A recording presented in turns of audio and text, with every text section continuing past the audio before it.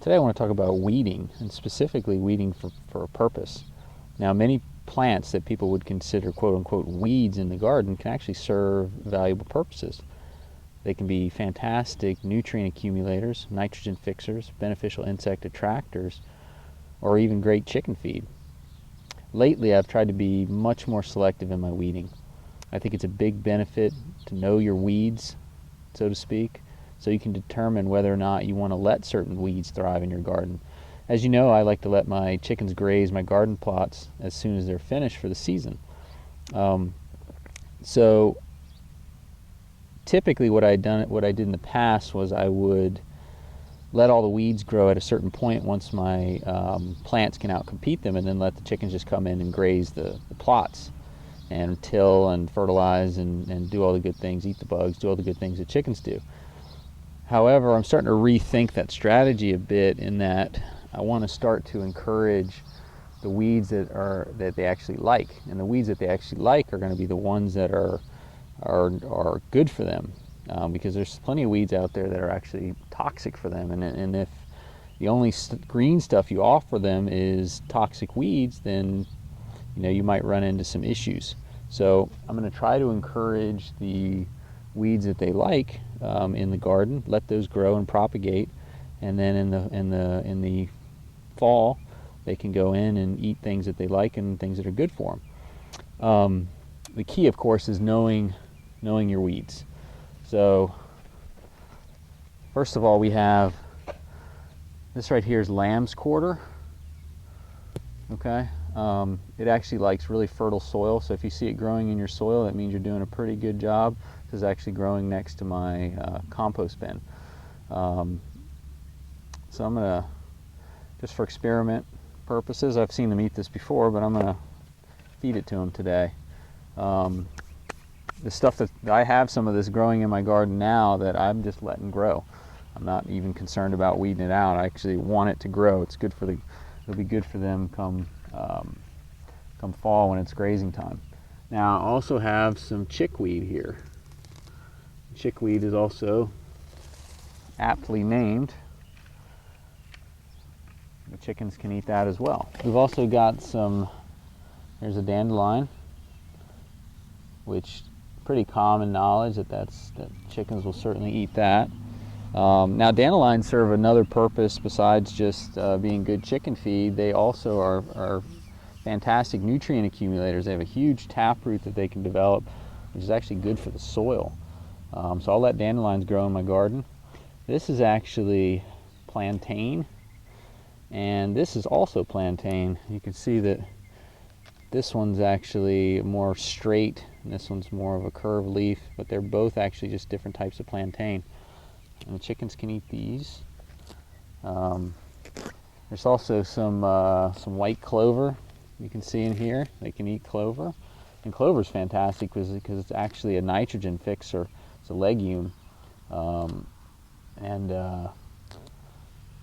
it's actually great for the soil too. So definitely I typically will leave any clover that I get in the garden too. We've also got some alfalfa here, which is actually also a legume like your clover, so it's a fantastic nutrient accumulator, nitrogen fixer, all that good stuff. So we'll take a little bit of this.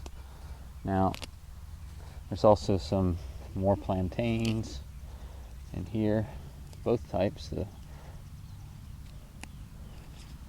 thinner stuff and the wider stuff.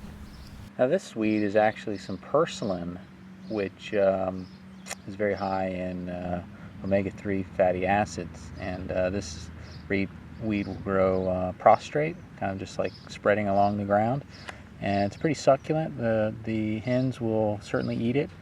I would say definitely not their favorite, but good for them, and they'll certainly eat it. Definitely not toxic to them. So if you've got this one, I actually have it growing next to some of my soybeans, and I plan to leave it and let it propagate.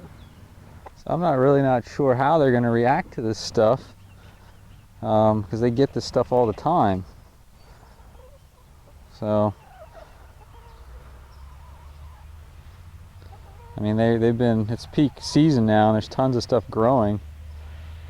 So, and they've been getting some really nice vegetable and fruit scraps, so I'm not sure how well they're going to eat it, but they're picking at it.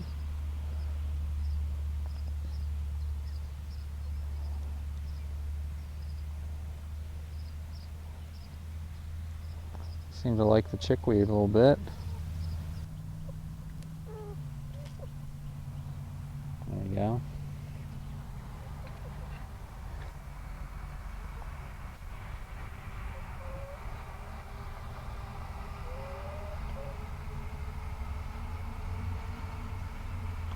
Yeah, starting to pick through the stuff.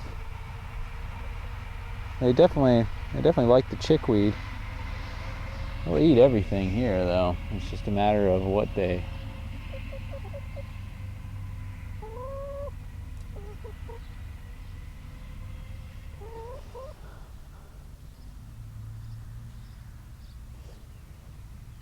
So not too bad.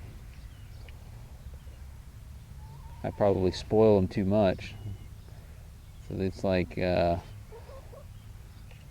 you're given cheesecake every day, and then somebody throws you a potato, and you think it tastes terrible. But yeah, they seem to really like the chickweed.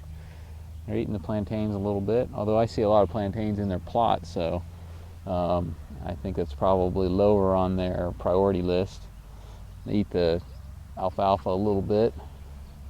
Let's see what happens with the lamb's quarter. Offer them to it. There you go. She's eating it up. They really like the chickweed.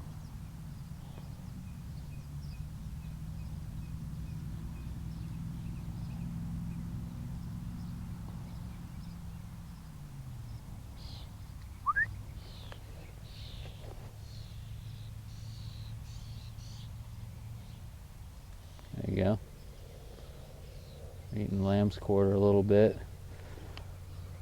Also known as fat hen, although I would say that the lamb's quarter is probably lower on what they enjoy eating. But I would say of the stuff we offered them, the plantains, the chickweed, the alfalfa, and the lamb's quarter and the dandelion. I don't know what happened to dandelion. I think that might have gotten eaten, but I would say definitely the chickweed they like the most. But all of them are certainly edible.